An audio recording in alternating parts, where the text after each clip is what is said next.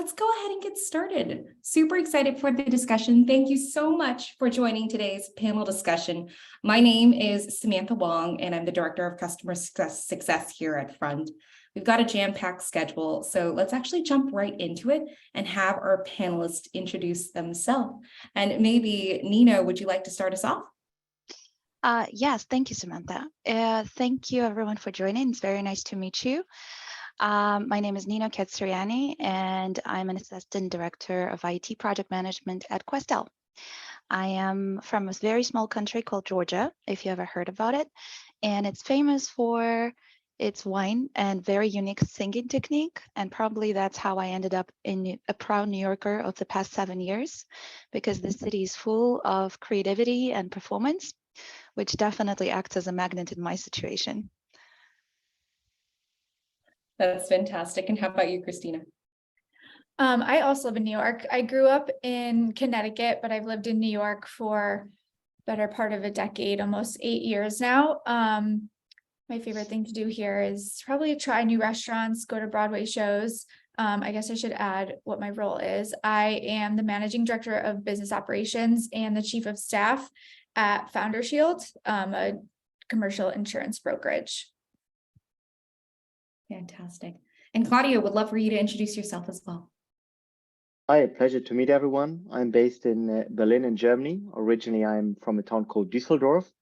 I moved to Berlin about 5 years ago, and I love the artsy side of Berlin. So Berlin here is very creative. And on weekends, I love to explore the many different creative markets we have, exhibitions, and sometimes, of course, to party a little bit. And I have the pleasure of leading our operations function here at Sender as SVP. Fantastic. We got New York representation, Berlin representation, and I'm over here. I'm actually in San Francisco right now, but I'm actually from Los Angeles, California. For those that have attended today, please also fill into the chat. Where are you from? We'd love to know where you're dialing in. But with that, let's go ahead and get started. I want to first thank our panelists for being with us today. We're really excited to hear your diverse perspectives and expertise on a topic that's very top of mind. And we all know that we've been hearing about the news of a likelihood of a recession in the near future.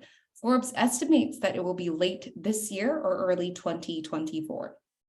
Now, this has caused a lot of companies to reevaluate their business budgets and strategies, finding areas where they can be more resourceful without sacrificing the customer experience. We've gathered our panelists here today who have done just that. So let's kick off the conversation with an introduction of their businesses and what the customer experience means to them. But first, some quick housekeeping.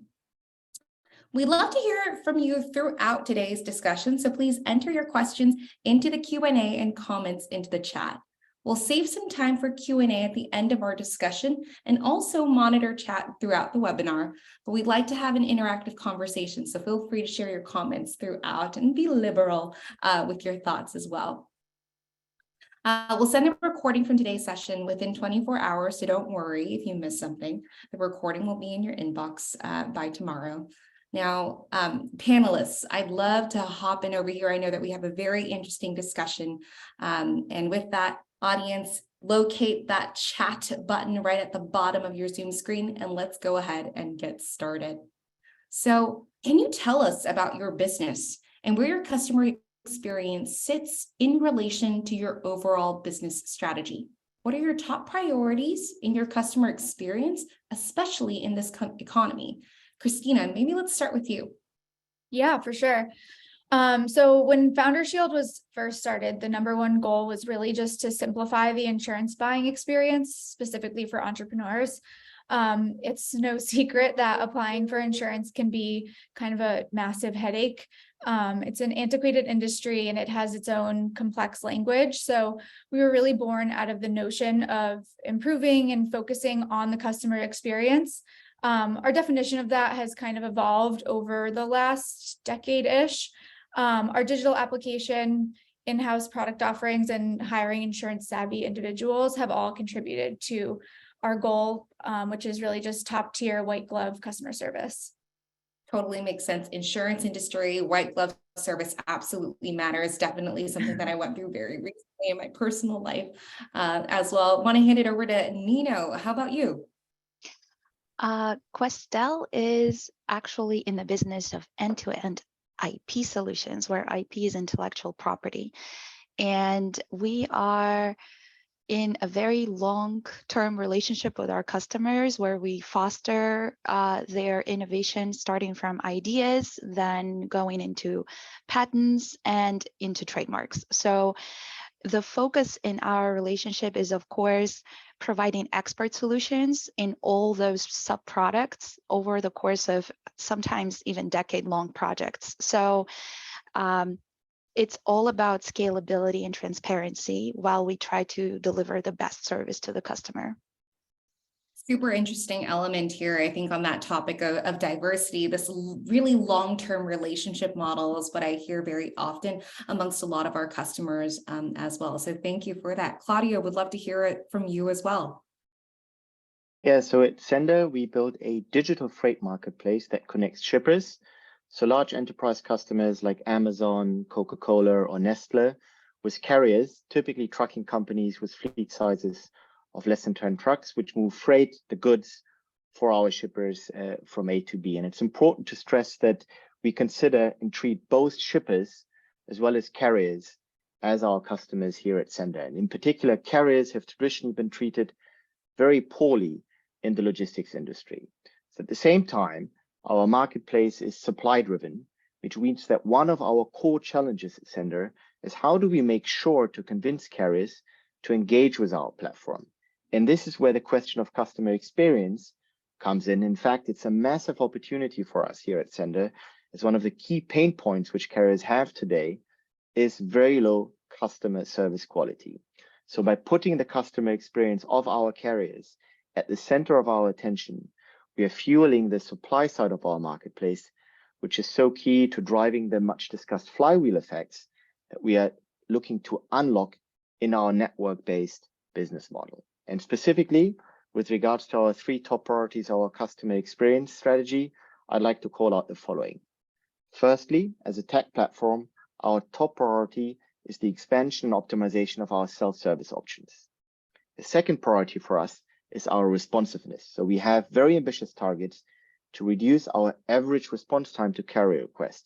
And this is, in fact, one of the reasons why Front is such an important partner for us. And then the third priority is to make sure that we connect our customers to Sender team members who understand our customers' problem and specific requests. And again, this is why Front is so important for us, as it allows us to route every customer to the right team member at Sender who's best equipped to provide instant and accurate feedback, ideally resulting in fast issue resolution. That totally makes sense. And that was very, very insightful as well, especially on the concept of really managing that self-serve component really stands out. I think the concept of the marketplace is definitely something I've seen very much before. And I love the emphasis on really making sure that you have that relationship with the carriers in addition to just your customers, right? You're servicing both sides of the market here. And Claudio, on that, I'd love to continue on some points that you made. What are some of the toughest decisions you're making as a business in the face of the current macroeconomic environment? Yeah, so that's a very important question for us at the moment. First of all, I'd like to point out that Sender was founded 6 years ago, and we are fortunate to be a well-funded VC-backed hyper-growth venture. And for the first 5 years, we've been growing exponentially, which has allowed us to become one of the largest top 20 full truckload players in Europe. And today, and this has been accelerated by the macroeconomic headwinds that you've just alluded to, we are not only looking at growth, but also very much focused on improving the efficiency of our operations and customer success teams to prove the scalability of our business. So given we are still growing by more than 100% year on year in terms of revenue, we are in the fortunate position to still be growing our total headcount in 2023, but we are growing our operations and customer success teams at a much slower pace this year than we have been in previous years. And of course, this is challenging while maintaining a strong and healthy growth trajectory for us at Sender. And since this question of profitability has received a significantly increased level of attention also from investors over the last 12 months, this has indeed become a top priority for us. And that's a tough one.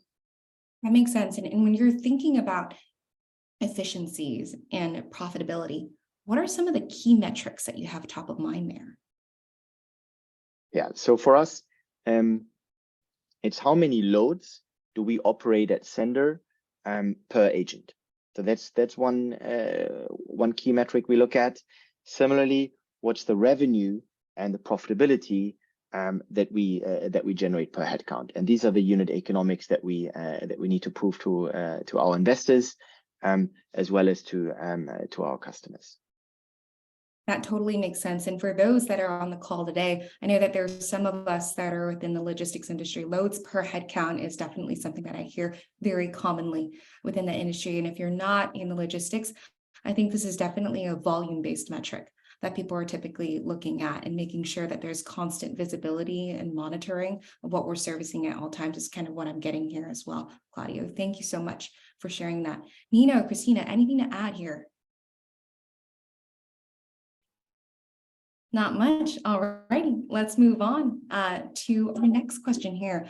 I think expanding on that topic here, today's market conditions are pressing companies to do more with less.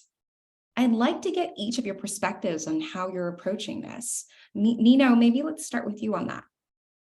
Sure. Well, with every initiative of this type, change management is a focus of everything. And as you know, change management is hard and difficult, and usually people are quite averse. So it's not about change for the sake of change, but it's about shifting focus to what matters. And usually it's users and their opinion and their input and their knowledge of what is valuable to them. And this is where Front has helped us immensely, because in traditional communication platforms, there is a very high reliability and dependence on IT setting up the infrastructure and coming up with workflows to a certain degree. Whereas Front allowed us to empower team members and team leadership to create those workflows, to test those possible changes and test those possible big workflow changes that before we take it to the next level and implement it in other places. So it's also the ease of managing the tool and the ease of understanding how to take control of the options. Because with every change, the speed of training the users is always integral to the adoption success. And that's where the self-explanatory user interface really helps us implement change within Questel and enable people to be self-reliant. Of course, none of the change is possible without confirmed return on that investment. And that's where analytics kicks in and allows us to actually measure success of the process changes, of the implementation, measure success of our training initiatives.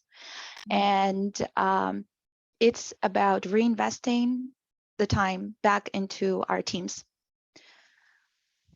Yeah, I love hearing that. And I think what I'm hearing, I'm pulling the adoption component, making sure that there's a ease of transition really allows for each individual to do more in itself, right? And then the way that you can actually report on that is being able to actually firmographically see this in the data and report that back up in executive conversations that may happen over here. Christina, I'd love to hear about you. What do you think? Yeah, so I think with the, like do more with less kind of mindset, we are a little bit unique. Well, we did get acquired a little over a year ago from public company Baldwin Risk Partners. When we were a startup, we were bootstrapped, so we never raised capital or anything like that. So we've never really taken the approach of burning money, and we leaned more on the side of being intentional and a little bit more calculated in making decisions and valuing profitability. We have a nice balance of tech kind of supporting the human customer service interactions, I think we do a great job of staying up to date and making adjustments and changes and new tech implementations as needed, which I know is a luxury, obviously. Our team trends fairly young and innovative. So whenever there is something that needs to be streamlined, we're able to kind of notice something bottlenecking certain teams or processes and act on them pretty quickly, which is nice. Similar to what Nina was mentioning with like the front analytics, like it is nice to have those there and be able to kind of track, especially for my team in particular on the operations customer service side.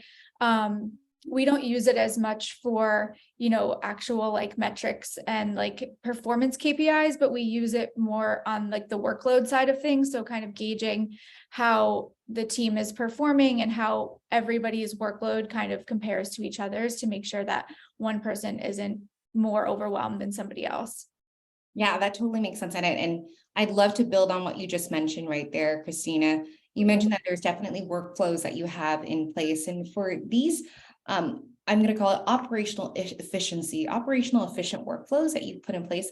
Do you feel more prepared for that? Do you feel like your users, or I would say teammates, are more prepared to operate in this environment with that system in place? And what's a piece of advice that you would give for individuals that are trying to form that operational workflow?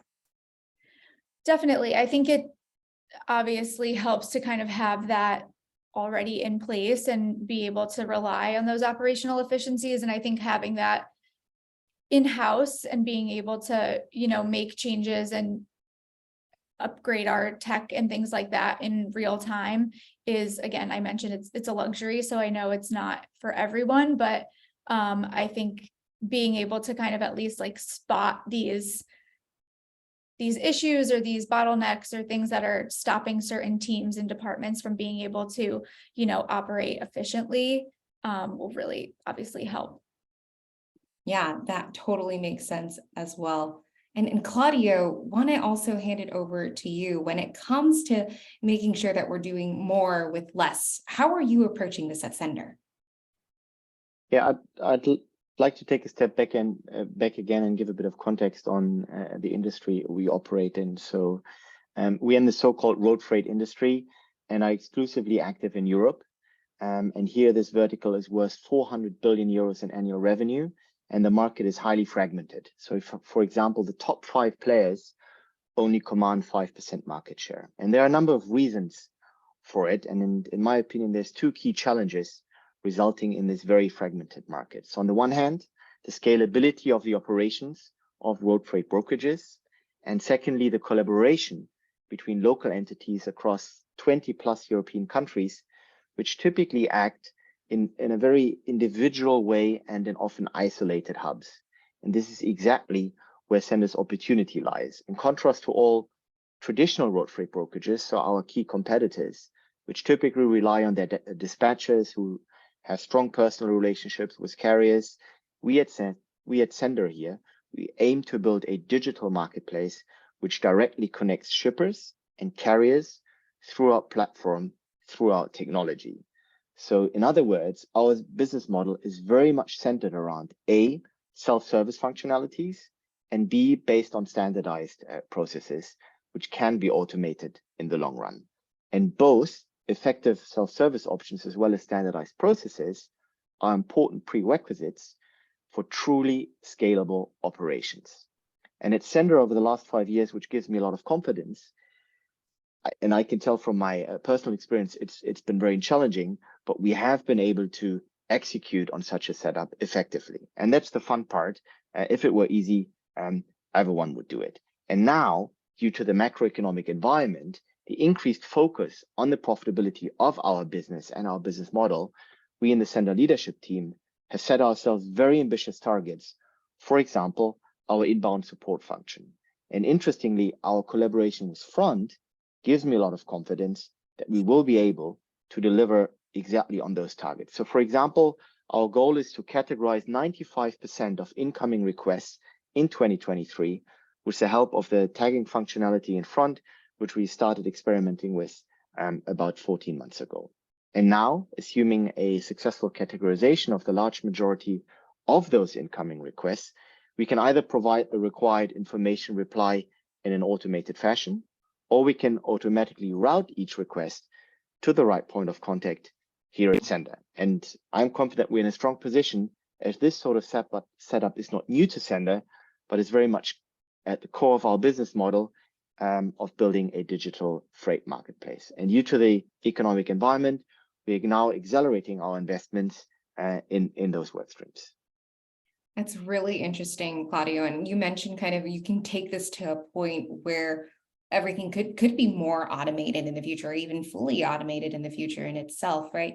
There's a really interesting question that came through the chat, and I think AI, Chat GTP has been definitely coming up in our industry, especially over the course of the past couple of weeks.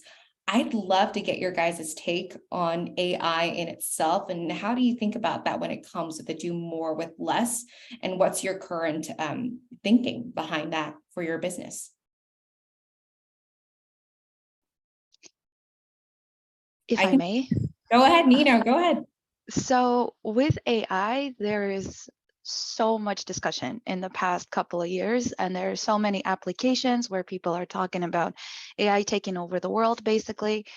And here, where it comes to, I guess, our industry, there is a lot of overlap because, again, a lot of AI development is revolutionary in intellectual property space.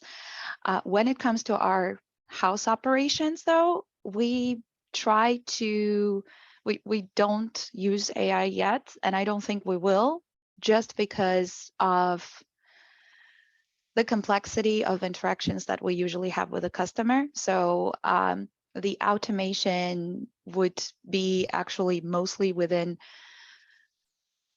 message templates at most, because a lot of the scenarios are tailored to what customer needs, because it's usually a multi-product layer that needs custom evaluation by different subject matter experts.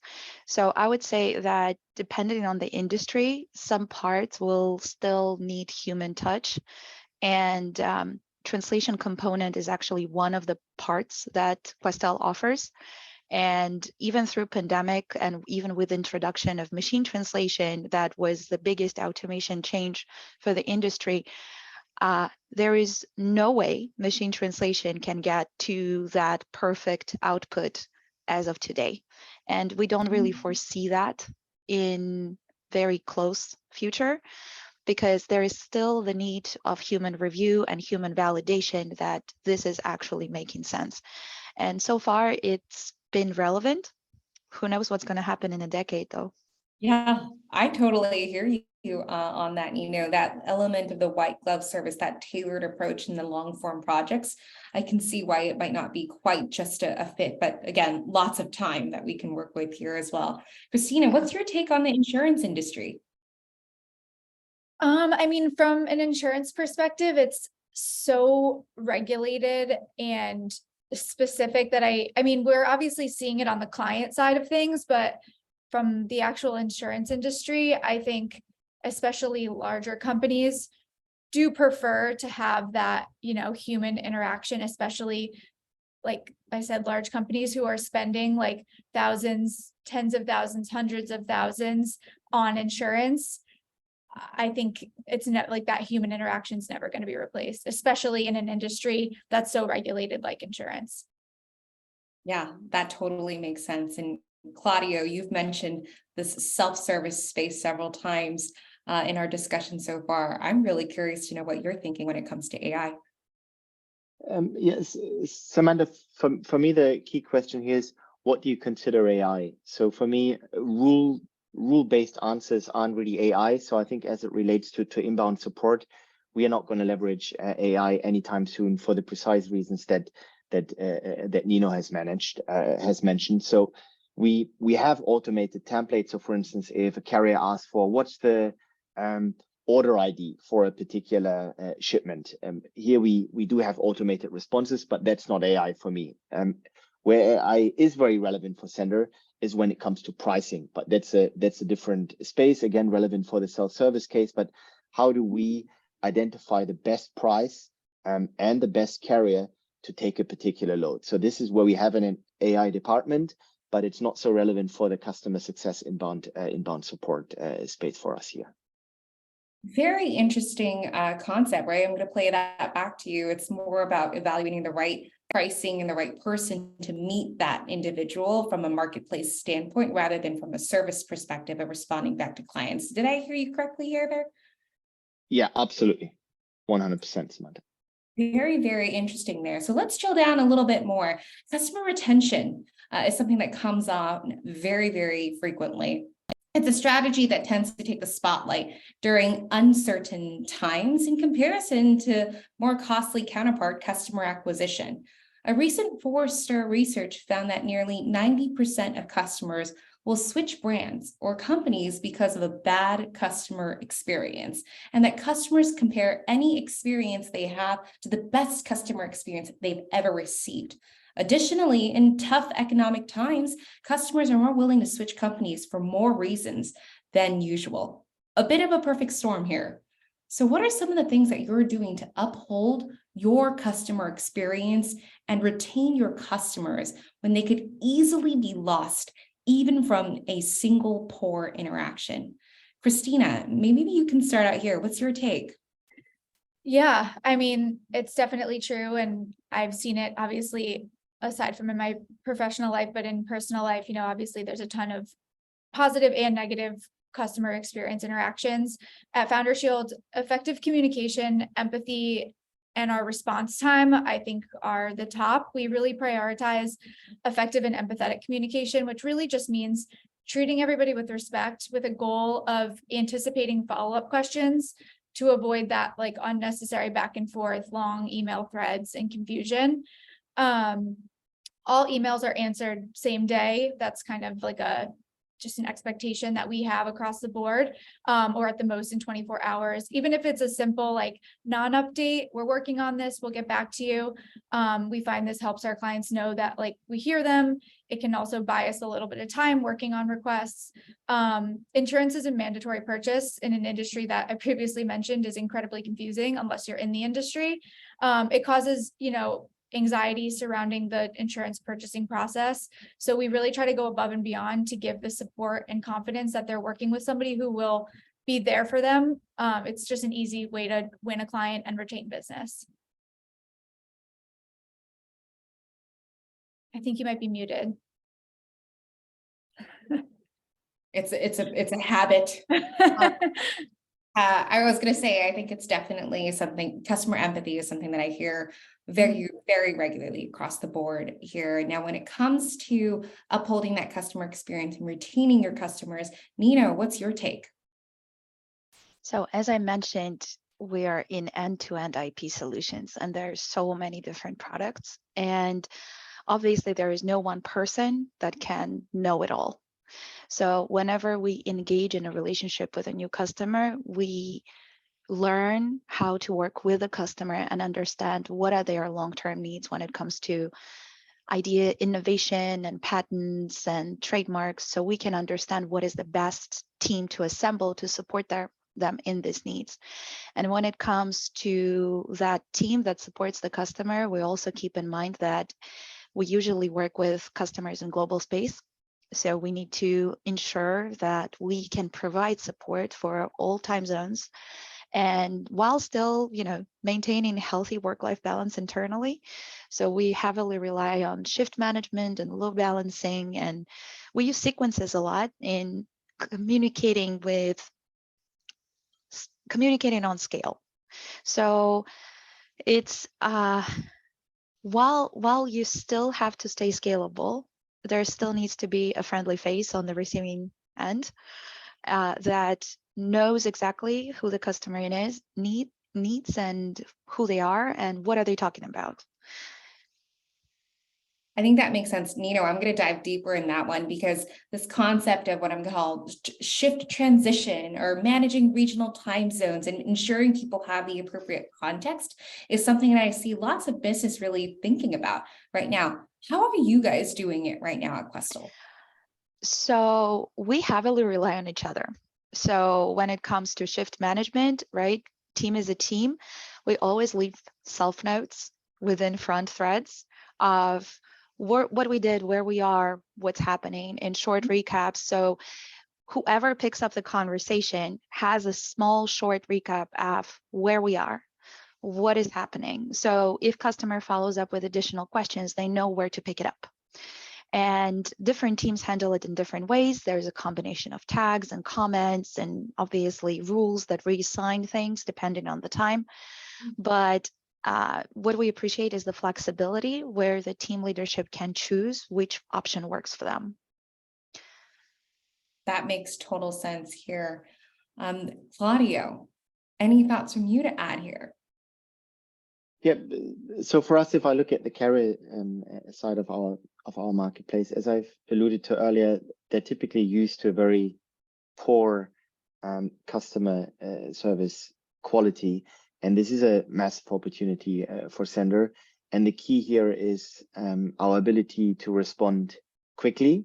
But what is important is to note that we have different SLAs for different kind of requests. So for instance, if you imagine a truck has broken down, they may need an answer within 30 seconds. But if they ask what's the ID of the warehouse where we need to pick up a load in 3 days' time, an answer the next day may be enough. And again, this is the question of categorization, scalable operations in order to be able to attend the most urgent request in a timely manner. And if we manage that effectively, that's a key enabler for us to drive customer retention with our carriers. That makes sense. Claudia, you're touching on something really interesting right over here, the different level of urgencies based off of the scenarios that you're seeing right now.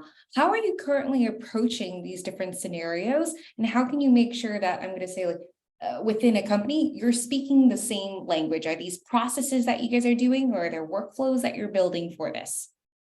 Yeah, so it's automated workflows and SLAs. So we have a categorization catalog, and as I said, by the end of the year we want to get to 95%. We still have some room to go, but ideally every single request that comes in is categorized. We then have a corresponding SLA related to that. So let's say request A comes in. Typically at Sender we expect an answer within 5 minutes, and then based on those rules we push the request to the different agents who we know are very busy. They have time to reply.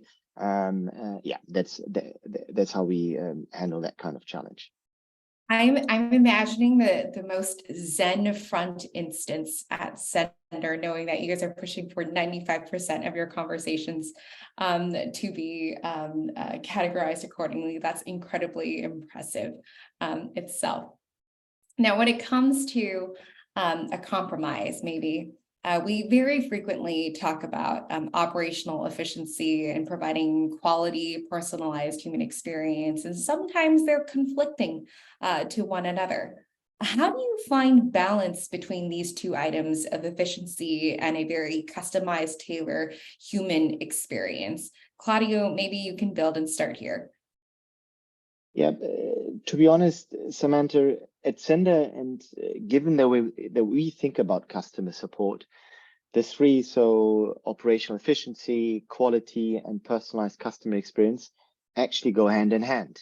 So if we manage to, say, firstly, truly standardize our processes, and then secondly, categorize our customers' requests efficiently and effectively, and thirdly, succeed at automating the workflow through an effective routing based on the categorization logic, we will deliver on both simultaneously. So on the one hand, an industry-leading operational efficiency, as well as a best-in-class, highly satisfactory customer experience, which is characterized by swift and accurate responses to our partners' concerns and requests. So for me, one actually builds on the other, and I don't feel it's a compromise we have to make.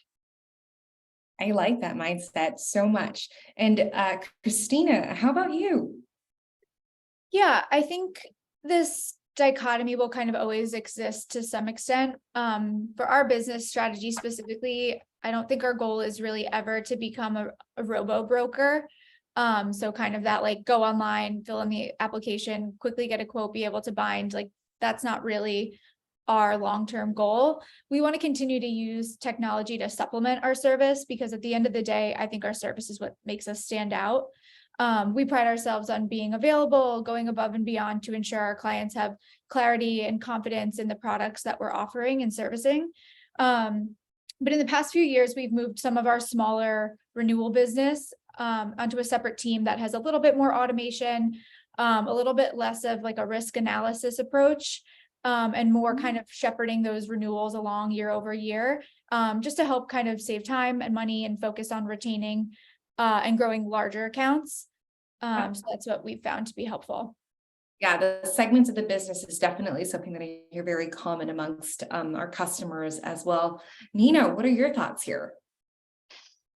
So I mentioned the rule engine, I guess, about reassignments and leaving notes to each other.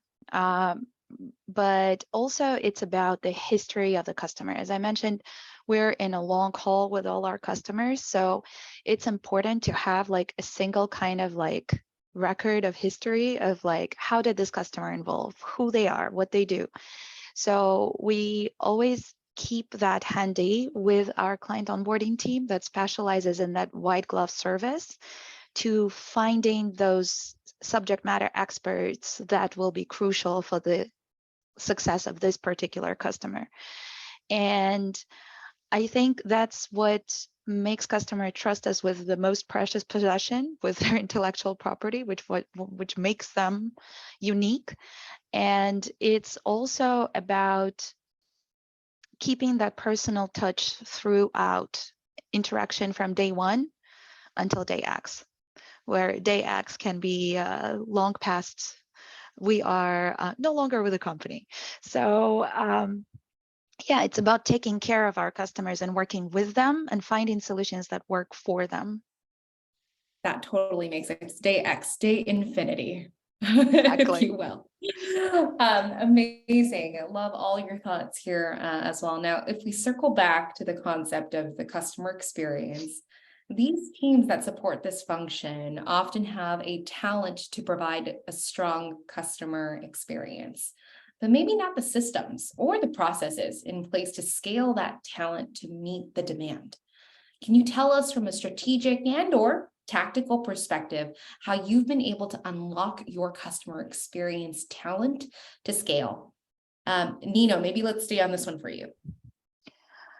So rules and tags are our best friend to already set the expectation of where we need to take this conversation based on the keywords, based on the customer type and their nature and accounts feature.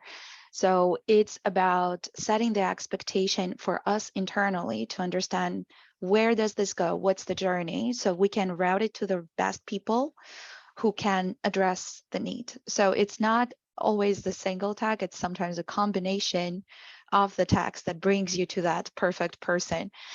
And I believe it's also evaluating how we can scale communication channels, because some customers prefer communicating through Slack, some customers prefer communicating through text messages, some customers prefer emailing.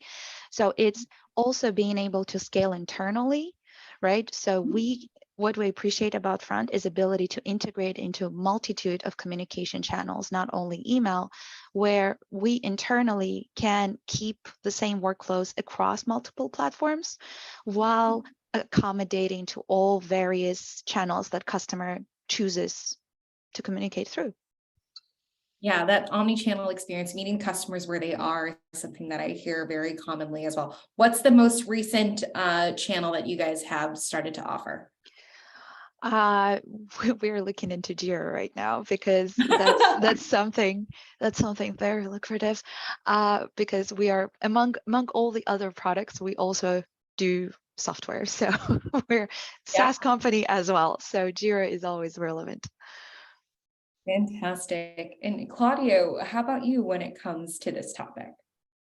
Yeah, so from my experience at Sender, there are 3 key points. Firstly, the standardization of processes. Over the last 2.5 years at Sender, we've embraced a strong culture of developing, implementing, and adhering to standardized processes across our operations and customer success teams across 10 offices. This has been very challenging, but is an absolute must if you want to scale customer success. Secondly, the question of tooling.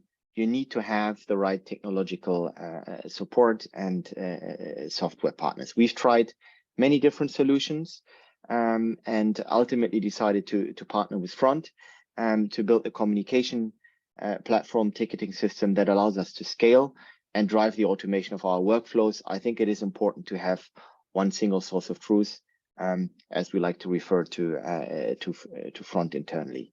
And then thirdly, outsourcing.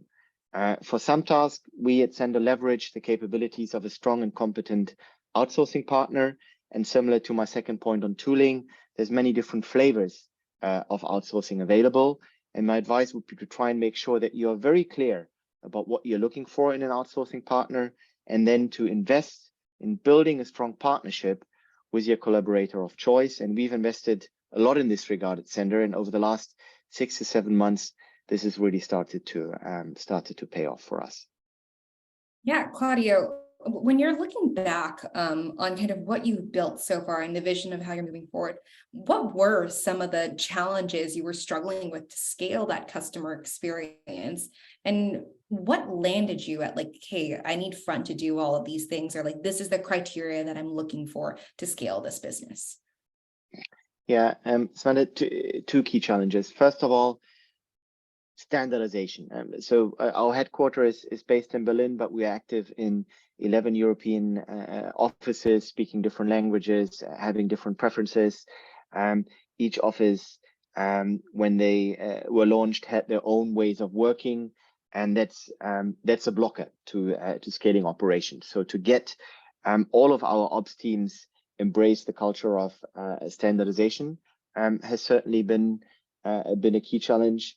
And then the second part is to adhere to processes. So we communicate typically with our customers, so shippers or carriers, by email. So the integration with Front through WhatsApp, through the phone, and we've now built an integration with WhatsApp. But if our customer support teams use their private phones, we cannot automate the workflow. We don't understand how many interactions do they have per load. How often did you call that carrier?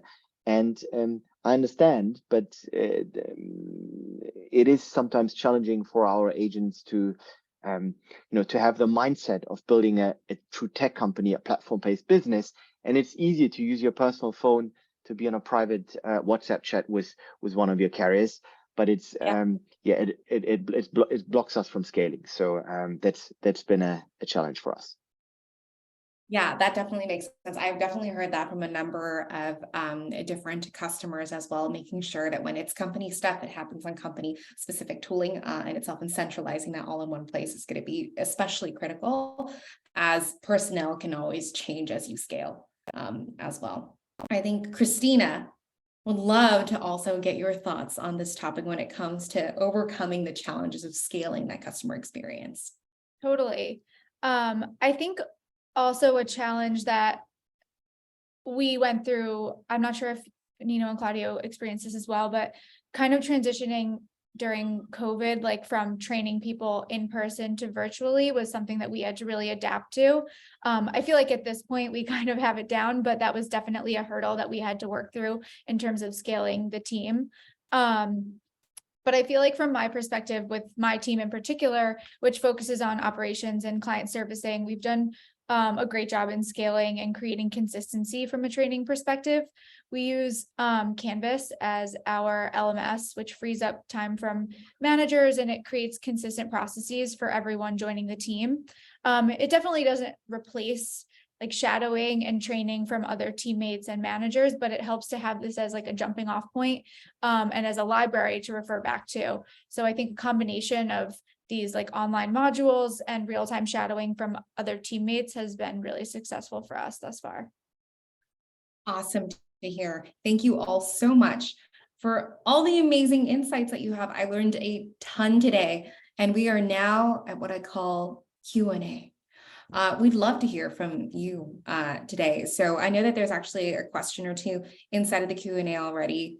Want to open it up to the floor as well. Please do send your questions in while we have Nino, Christina, and Claudio here. And with that, we have a great question from Luis as well. I'm going to read it out loud here. Having worked with both goods and services, I think companies that offer a service, especially for those offering non-essential subscription-based services, may have a harder time to retain customers in hard times. How can these companies survive this changing economy and implement sustainable practices to avoid this challenge in the future? I'm gonna first, maybe Claudio, any thoughts here? Can you read out the question again, please, Samantha? Sorry, that was a long one. Yes, it was a really long one. How can, I'm gonna rephrase it really quickly. How can companies with non-essential subscription-based services survive in this changing economy and implement sustainable practices to avoid challenges in the future?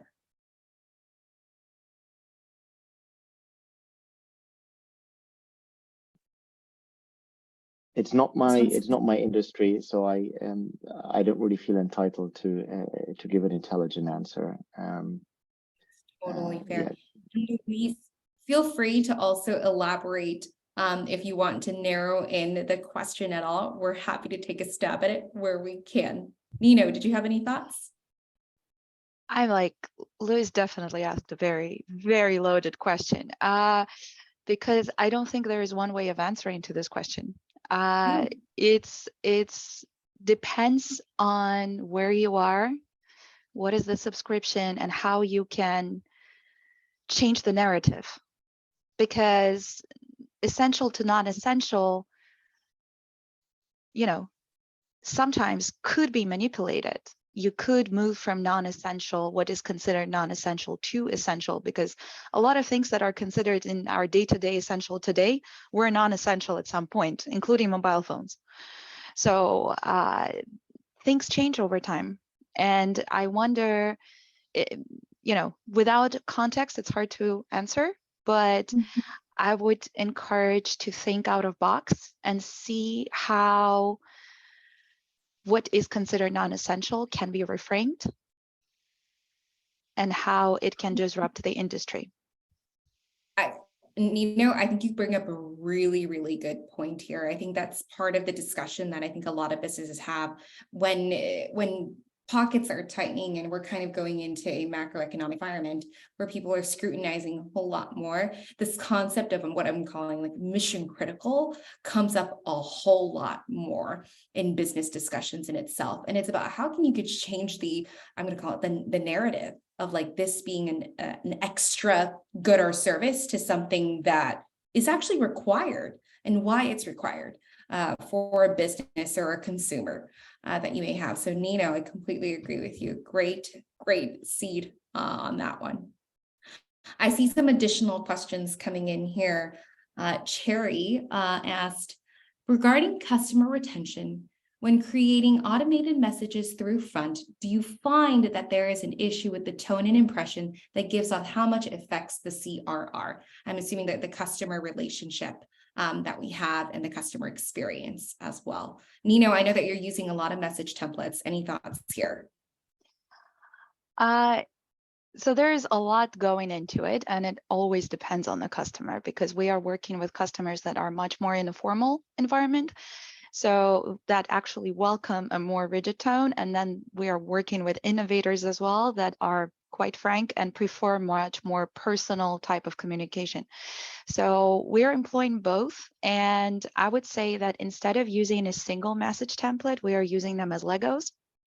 I do encourage you to chop them into blocks and tailor them to scenarios and needs. That way you can actually customize it to the customer while still taking advantage of a degree of automation. And another part that is actually changing with contemporary environment, where you are not engaged in that rigid kind of formal environment like regulatory services, I would say that there are studies that actually confirming that people are responding more and more to the use of emojis.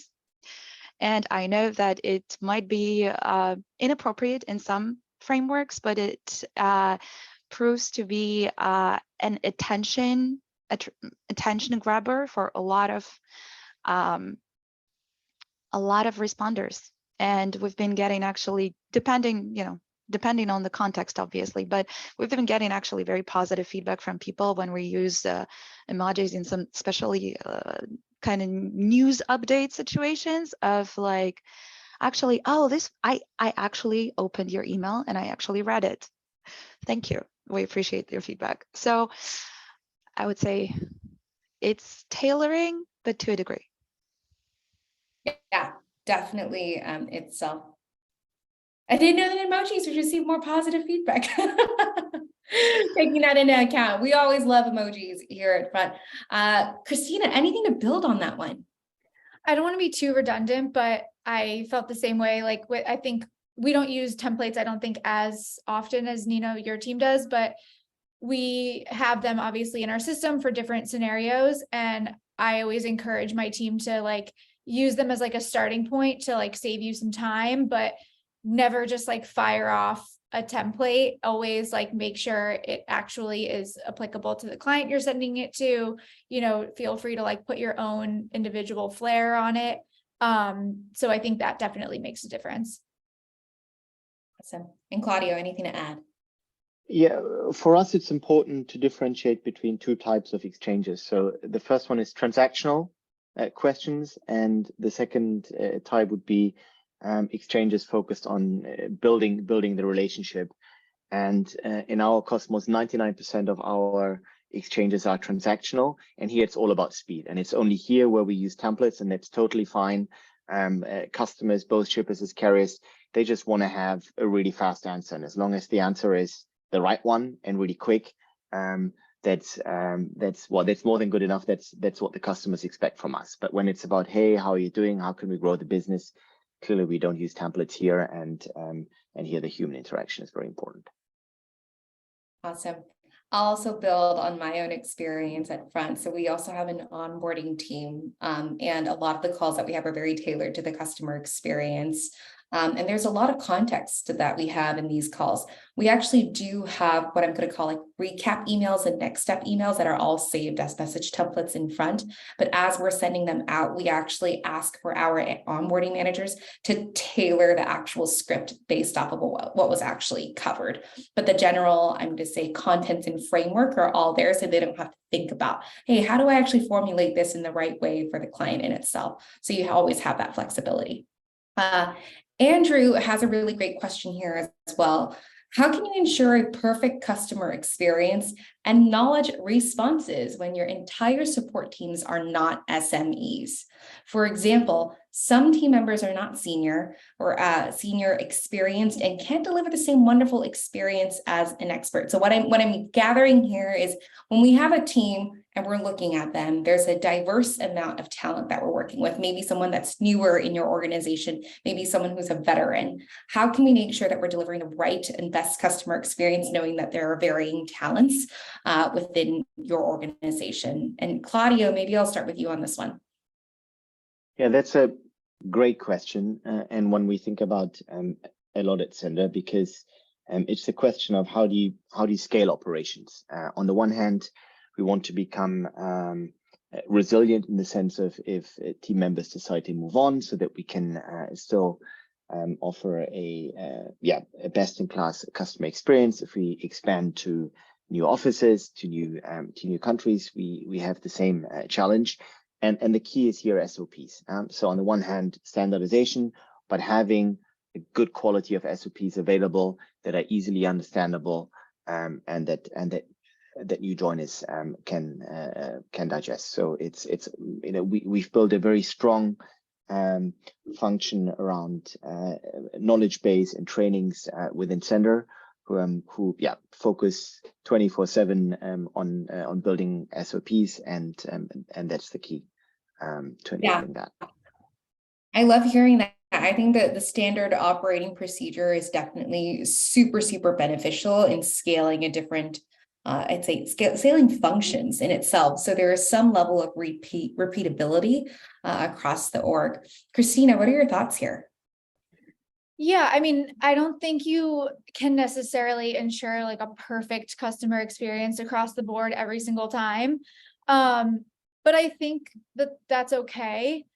Especially with newer team members and things like that. I think we try to encourage that like failing forward mindset where like if you make a mistake, like we're gonna coach you and help you to avoid making that mistake in the future, rather than like being afraid to make mistakes and, you know, maybe get backed up on your work because you're scared to do anything for fear of like, you know, whatever those repercussions are going to be. But as long as you kind of like have that open and honest communication with your team in terms of like making mistakes and being coachable, we've found that to be helpful, especially again, as we have like newer members of the team who aren't necessarily experts compared to the individuals who have been around for a while.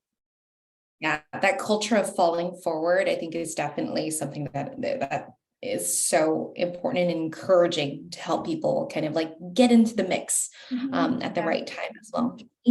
Yeah. Nino, what are your thoughts here? So, well, I totally agree with Christina. Perfection is not possible. It's not attainable, but that's where message templates and sharing a draft come in handy. So message drafts is, as Christina mentioned, is a good starter. It's a good starter because it already has all the necessary points of that first interaction.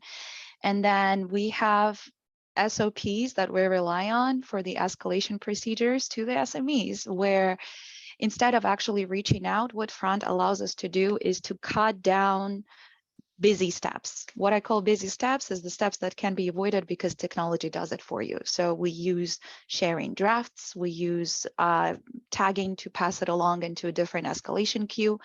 And that allows us to actually, without detriment to the customer, actually come up with the best people who can reply to the questions that they're asking. At the same time, sharing a draft with your manager helps the trainee to gain that hands-on training while still taking charge of that conversation. So I think it's about empowerment within the team and across the teams. That absolutely makes sense. Lots of individuals that are very, very thankful for your insights today. And with that, I just want to also thank the audience for submitting these questions because they've been very enlightening throughout the entire conversation. We will be sharing the recording after the call, so just keep an eye out in your inbox. And I hope everyone has an amazing rest of their day and week. Thanks for tuning in. Thank you. Thank you. Bye-bye. Bye.